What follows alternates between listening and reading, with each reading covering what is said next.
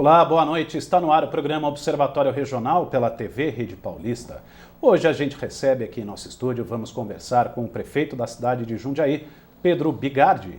Quem também participa deste programa desta noite é o ex-prefeito de Jundiaí, André Benassi. Você acompanha a TV Rede Paulista pelos canais 14 e HF, o 22 da NET. Também as principais informações de Jundiaí e região você encontra no nosso portal. É só acessar rpnoticia.com. Não saia daí que a gente volta daqui a pouco, hoje com o prefeito de Jundiaí, Pedro Bigardi, aqui no Observatório Regional.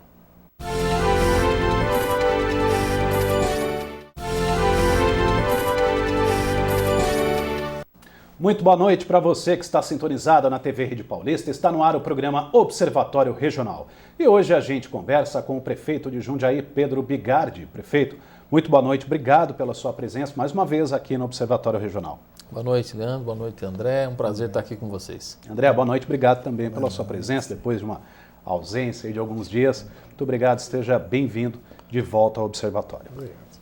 Prefeito, na última semana, um assunto bastante polêmico que foi noticiado pelos veículos de comunicação e também muita gente comentando nas redes sociais diz respeito ao Jardim Brasil, próximo ali ao centro de Jundiaí, Avenida 9 de Julho, uma denominação que seria requalificação contra a degradação do bairro. Obviamente, para que você faça alguma interferência em um bairro onde ele fica bem próximo a uma avenida, talvez hoje a mais importante da cidade, a 9 de julho, existem estudos de impacto que alguns estabelecimentos novos vão causar a esse local, né? Esse é o grande objetivo de vocês fazerem uma requalificação desse projeto piloto no Jardim Brasil? Exatamente. A questão da requalificação urbana, ela se dá em bairros que sofrem influência de empreendimentos, que pode ser comercial, residencial, prédios, que é o caso ali. Ali tem um grande prédio que foi instalado do lado do Jardim Brasil e ele acaba interferindo diretamente no bairro com mais acesso de veículos, estacionamento, circulação. O bairro perde a sua característica mais residencial, de convívio, em que as pessoas se encontram. Isso foi feito um estudo por parte de todos os órgãos da Prefeitura, Planejamento, Secretaria de Transportes, Obras, e a gente então está aplicando ali um modelo de requalificação, que significa o quê?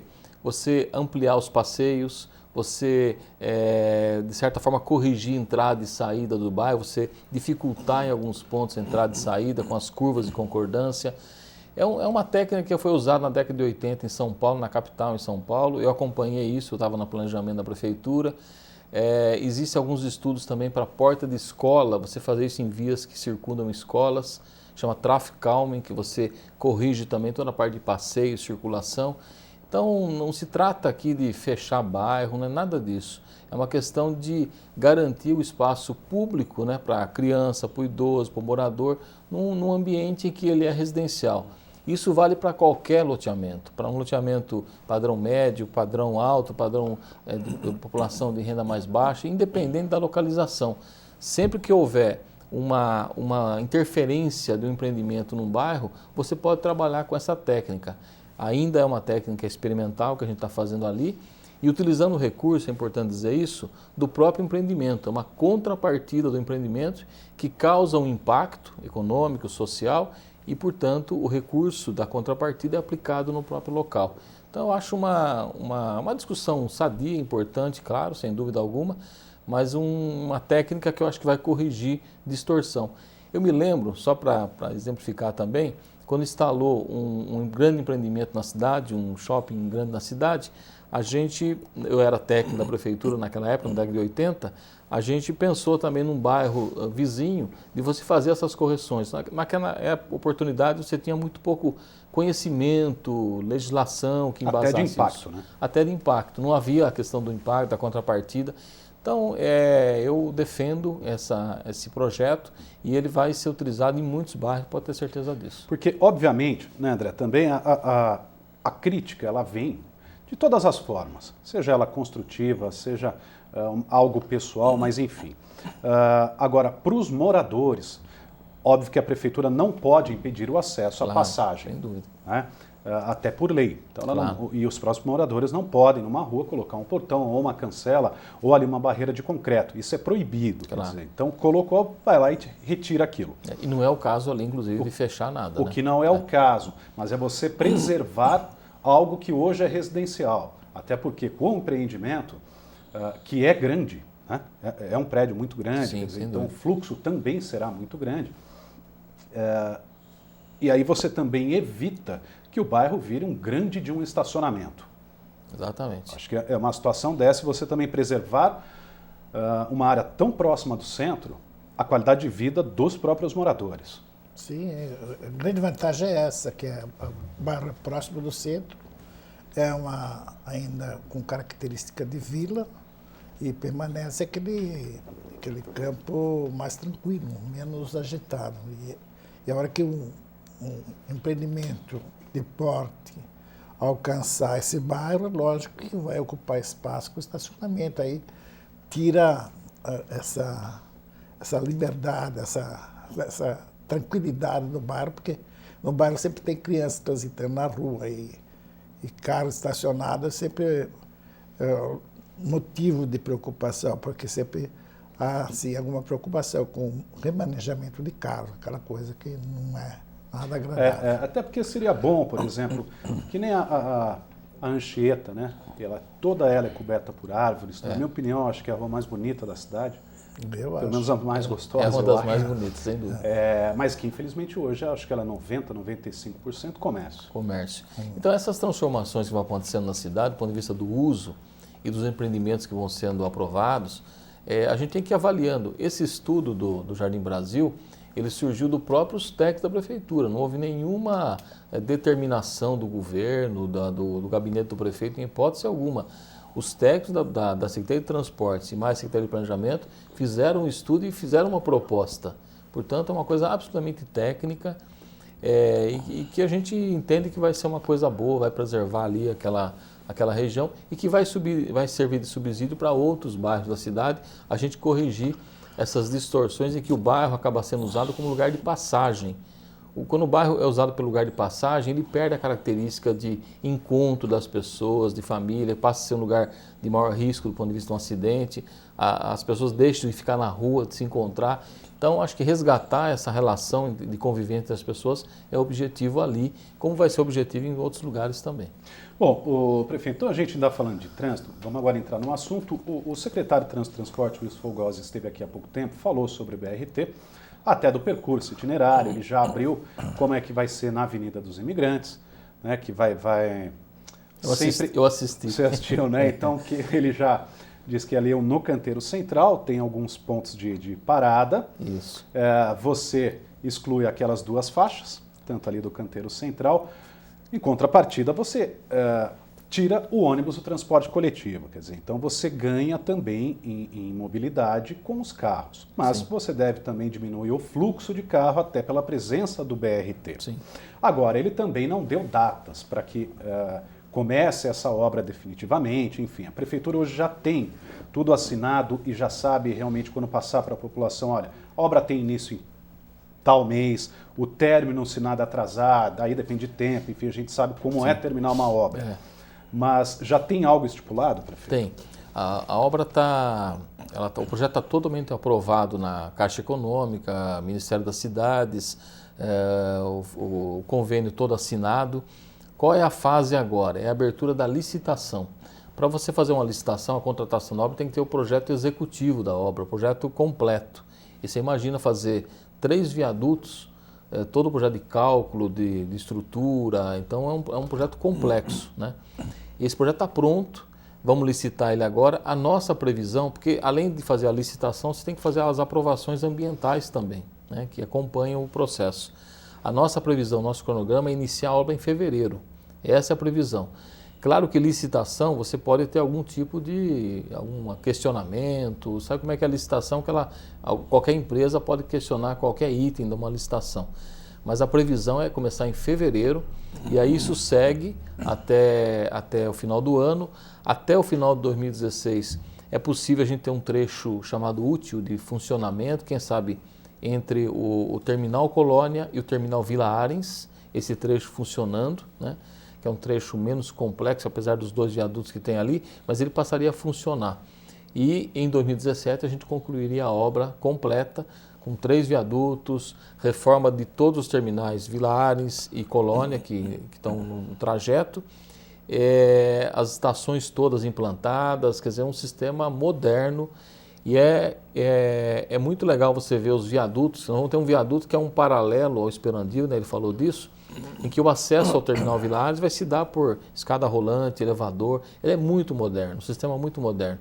Então vai ser uma virada, sem dúvida alguma, ali naquela região toda e para o transporte coletivo de Jundiaí. Porque a partir daí você começa a ter outros trechos sendo executados também, buscando recurso, é claro. É que a maior necessidade é esse trecho e é o inicial. Sem dúvida, é o que está aprovado no Ministério. Bom, com relação ao complexo Jundiaí, alça de acesso, verba do governo do estado, alça aí da Avenida 9 de na Anhanguera, enfim, para entrada e saída de Jundiaí, da rodoviária de Jundiaí, toda essa questão de mobilidade, prefeito, isso deve, daqui para frente, nos próximos anos, nortear a administração em Jundiaí, até pelo valor dessas obras, mas é um investimento que a longo prazo vital, senão trava a cidade, acaba.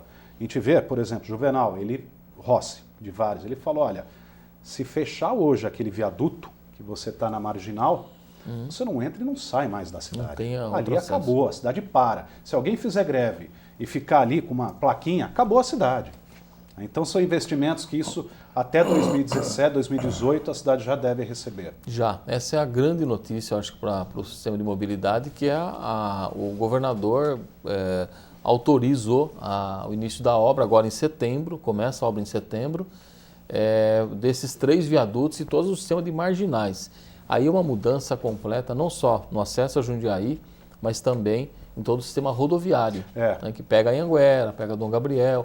Esse foi digamos, o convencimento maior ao governador que eu fiz, no sentido de fazer acesso para Jundiaí, mas que melhora o sistema rodoviário também, que é travado em muitos horários. Então essa vai ser a grande virada ali que a gente vai ter no ponto de vista de acesso à cidade. São vários investimentos na questão de mobilidade, né? A gente tem, olha, por exemplo, formação da própria, do governo do estado, vai ter obra em Louveira, vai ter obra na Estrada Velha de São Paulo, SP300. Campo Limpo Paulista, né? Campo Limpo Paulista, vai ter obra entre Jundiaí e Tietê, investimento de 22 milhões de reais, na SP348, que é a rodovia dos Bandeirantes. Campinas, São Paulo, Franco da Rocha, Jundiaí, Vinhedo, Itupeva, Cajamar. Então, essa questão de mobilidade, o investimento realmente tem sido muito alto. E aí tem uma facilidade que é assim, todos os orçamentos hoje estão com dificuldades, municipais, estaduais e o governo federal. E o governo estadual não é diferente.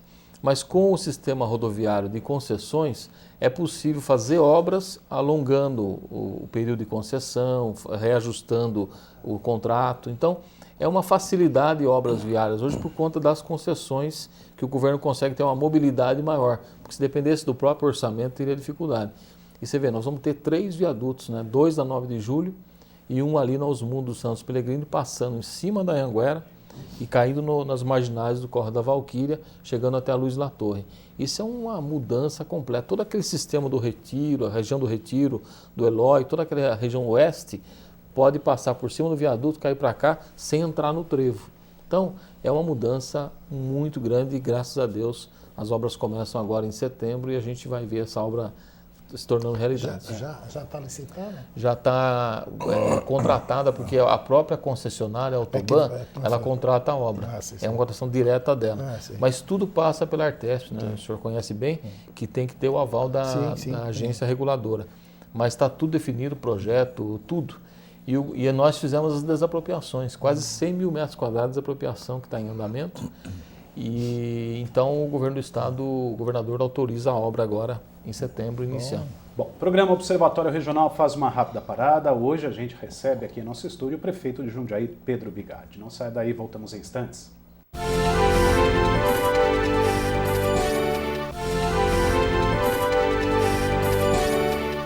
Já estamos de volta com o programa Observatório Regional aqui pela TV Rede Paulista. E esta noite a gente conversa com o prefeito de Jundiaí, Pedro Bigardi. No bloco anterior a gente falou bastante sobre mobilidade urbana, os investimentos que a cidade e a região vão receber nos próximos anos, já a partir agora do mês de setembro, né, prefeito?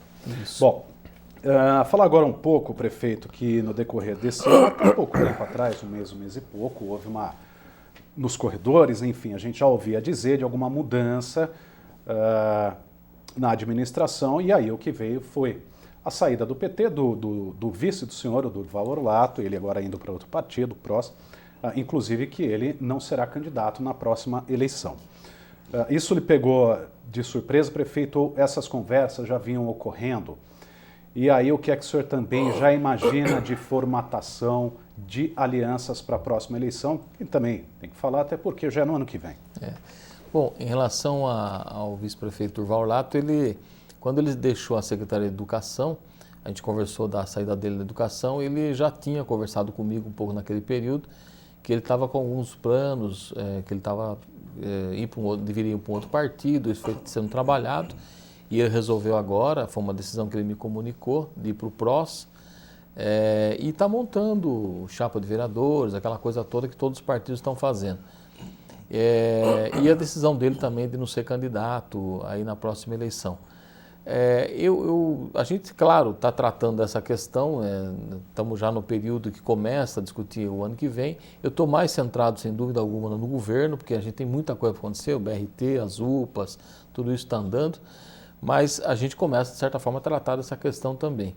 O que eu vejo para o ano que vem é ainda um quadro indefinido do ponto de vista de candidaturas, fala-se em terceira via, mesmo os partidos têm discussão sobre qual é o candidato, esse e aquele. Então, acho que existe ainda muita discussão para ser feita. O que eu tenho falado conversado mais com os partidos que estão próximos desde 2012 conosco, que já vieram em 2012, o PSD, por exemplo. O PMDB. O PMDB, que veio no segundo turno em 2012 e acabou integrando o governo, que continua no governo.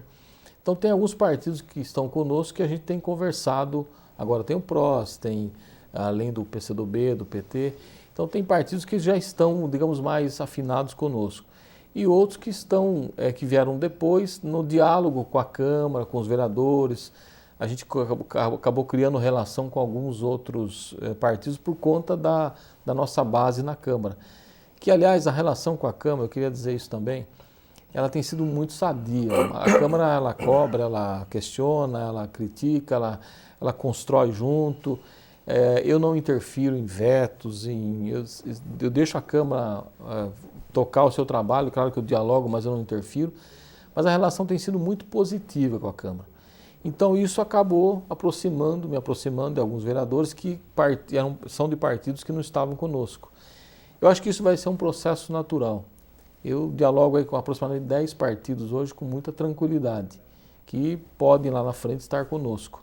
Mas acho que é um processo para ser construído ainda, tem muita coisa para andar, até porque eu percebo o seguinte, e o doutor André sabe muito bem o que eu vou falar aqui, cada partido está muito preocupado agora com montagem de chapa, correr atrás de vereador, essa coisa toda. Então cada um fica muito com o seu nicho, né, com o seu campo. Tem também o encerramento aí. O prazo, outubro, né? Outubro, o prazo. Outubro. Outubro. É outubro. Até... Eu ouvi dizer que eu vou prorrogar, é verdade? Não é. Não. Então, existe uma possibilidade de diminuir o tempo de mudança de partido, ao invés de um ano antes, 6 meses antes. Mas é uma das propostas que estão lá no Congresso, assim como outras, mudança no sistema de coligação. Se você coliga com outro partido, você diminui o número de candidatos que você lança, que é uma situação meio estranha. Então, acho que tem que aguardar esse finalização desse período para começar a construir. Estou pensando uma coisa, eu acho que o sistema político nosso, de partido no Brasil, acho que está precisando de um bom dedo de gente que entenda mesmo da coisa política e refazer isso. Posso usar uma frase aqui? Eu acho que nosso sistema partidário está falido. Está falido, acho que está falido. Está falido. Nós somos pessoas de partidos, sim. mas o sistema partidário hoje no Brasil está falido. Não tem consistência, sabe? Não existe isso. Então, vai indo como vai, mas não é o ideal para o Brasil. É muito ruim. O prefeito, o senhor até citou uma possível terceira via, até vou dizer o nome, que seria o Ricardo Benassi. O senhor chegou a bater um papo com ele, conversou com ele, porque muito se ouve falar também que se fosse nesse momento, talvez o PT não indicaria o vice na chapa com o senhor. Sim. Na verdade, eu não tratei com ele em nenhum momento sobre esse assunto. A gente conversa muito porque sempre tem os eventos na cidade, os debates do plano diretor, das questões ligadas à indústria, empreendedorismo na cidade também. Então a gente acaba sempre se encontrando e, claro, sempre tem algumas conversas a respeito da situação da cidade, do desenvolvimento, essa coisa toda. Eu não tratei com ele. Acho que é uma pessoa de bem, uma pessoa que tem uma capacidade na área empresarial, claro que tem também essa possibilidade na área política. Eu sei que tem esses debates de bastidor, inclusive a questão da terceira via, mas eu não tratei especificamente com ele e acho que essa questão o mundo político tem que resolver, né? Se cabe um terceiro, quarto, quinto candidato na cidade. As candidaturas são... Acho que Jundiaí precisa ter diversos candidatos. Eu sempre defendi isso, né? Que agora que eu sou prefeito que eu vou mudar. Acho que quanto mais candidatos tiver, sempre é bom para a democracia, para apresentar propostas, né, na cidade. Então, acho que esse é um processo que ainda vai rolar, tem muita coisa para acontecer. Agora, após o período agora de filiações, vamos chamar assim, eu acho que abre um pouco mais o campo de diálogo, aí sim de coligações, de construções políticas, né? Aliás, é a primeira vez que eu falo desse assunto com mais intensidade, que eu falo muito pouco sobre o cenário político eleitoral para o ano que vem, muito pouco. Então, acho que agora estou falando aqui um pouco mais na minha visão. Até pela proximidade, claro. O senhor tem razão, do mês de outubro, onde haverá essa definição. Claro. Né? E o próprio Ricardo, a gente sabe muito bem, ouve disso, porque o PSDB não tem só um candidato. Quer dizer, mas eu também nunca ouvi da boca dele, eu serei candidato. Enfim, são especulações que a gente faz, tentando imaginar como será daqui para frente. Mas, enfim, a gente sabe, conhece muito bem, que isso muda de uma hora para outra. A política é muito dinâmica, né? Muito ágil. Então, são situações que a gente tenta imaginar e que elas vão mudando. Sem dúvida. E tem também aí o cenário político mais geral no Brasil.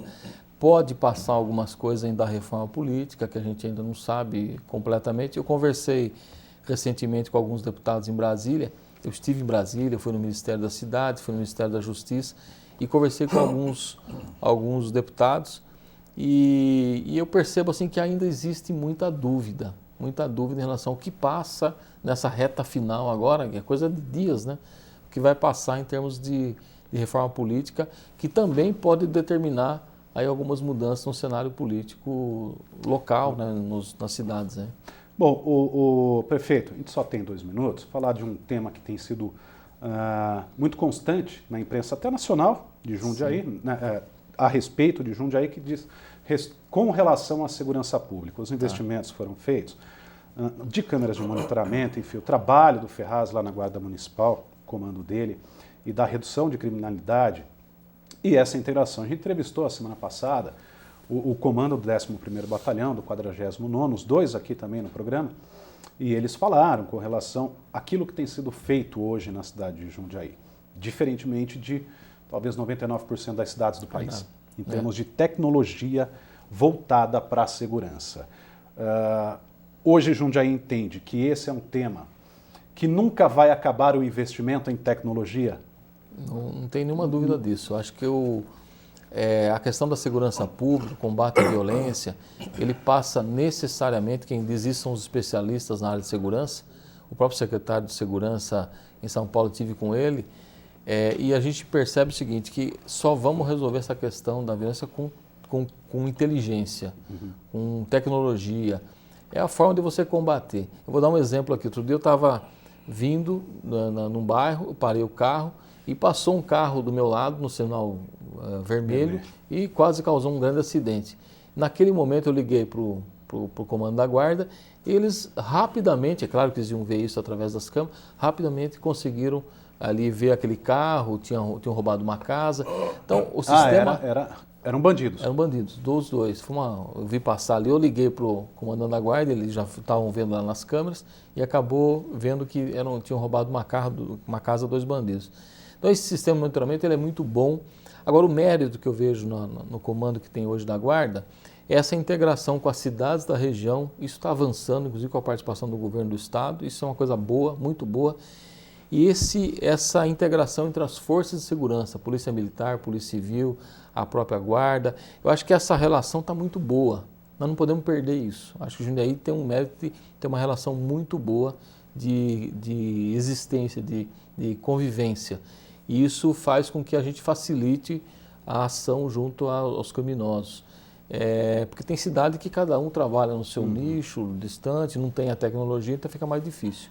Mas eu vejo avanços importantes, até que nós estamos conseguindo índices importantes também, mas quanto mais a gente conseguir integrar, melhor. Né? Então, acho que é um pouco o que a gente está tentando fazer. E agora vem os rádios também, que a gente está comprando, as novas viaturas, até o final do ano a gente está licitando para comprar, os novos guardas que chegaram agora também. A gente conseguiu ampliar o número de guardas aí significativamente, né? Mais de 130 guardas. Então, acho que essa coisa toda colabora para o combate à violência. Tá bom. Prefeito Pedro Bigardi, muito obrigado pela entrevista, os esclarecimentos. Um bom restante de ano aí para o senhor. Obrigado. E vai ter Feira da Amizade logo mais também. Vamos ter a Feira da Amizade, em homenagem à criança, vai ser muito bacana. Eu queria agradecer a oportunidade de estar com você, doutor André, e todos aqui os telespectadores. André, boa noite. Obrigado também pela presença aqui no programa desta noite. Termina aqui o programa Observatório Regional pela TV Rede Paulista. Muito obrigado pela sua audiência, pela companhia. A gente se vê na semana que vem. Até lá. Começa a ter.